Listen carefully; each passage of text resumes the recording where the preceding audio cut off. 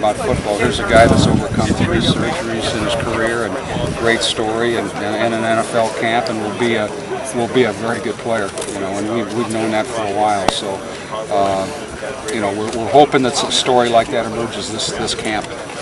You talk about Bulaga and what does he need to do to improve? I mean, he got a lot of hype at the end of the season, and the NFL stuff starting to creep in there. Right.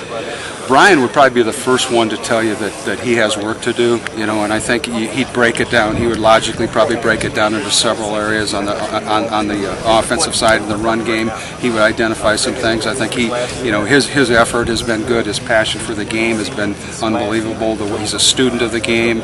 He studies well, analyzes things. But there's some technical things in the run game that he needs to improve upon. In the past game, he's got some technical things that he needs to work on. Little things, as did Robert Gallery, as do all of our players that have been here. Seth and Rob both had things there. But the great thing about him is he comes to work every day. He has a plan.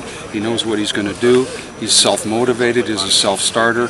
He's a goal-oriented guy, and he really is focused on being the best he can be. That's one thing I don't think he gets enough credit for, because he sounds like a coach's dream. Oh, he's working out after workouts. Yeah, he is. Like after practice. I don't know this for a fact, but I would imagine after practice he went in and watched tape of practice. I'm sure he's probably watched it by now. He's got his checklist. He's got his notebook going, and that's really what all of our good players have done. What about the center position? It seems to be the biggest question mark, doesn't it? Yeah, it's going to be an interesting battle. We've got 3, 4 guys, 5 guys possibly. Raf has played and has experience and is a very bright kid, talented young man. We've got Josh Keppel, who's really come around, had a good first part of the spring. James Ferentz, has really shown a lot of promise, but he hasn't had the experience on the field or in the practice. And then, Julian, we played around with him a little bit in the spring at that position too. So, we've got those 4 guys kind of trying to sort things out, and that's going to be a critical position for us. And I think we'll know a little bit more as we progress through camp. Is Dace one of the better stories you've coached? Oh, great story because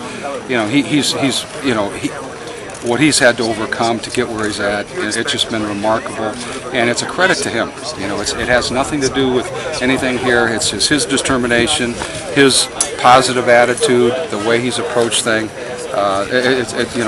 I think the whole football team is happy for Dace.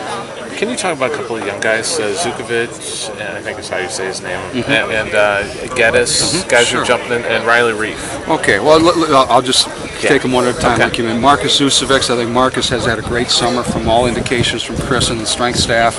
He's coming in. He really made some significant progress in the spring, and he's a guy that we need to step up. He needs to improve his performance. He's a guy that came in as a little bit undersized weight-wise. He came in at about 220. He's up to about 275 now. Adam Geddes may have had one of the better springs of anybody. We hope he picks up ahead of where he left off. I think he's a very explosive young man. He's a tough guy. He's got great athleticism, and I think he's a guy that really we're looking for some big things this camp. The third one you mentioned was Riley Reef. Riley's come in. He played defense for most of the season. Was on the scout team.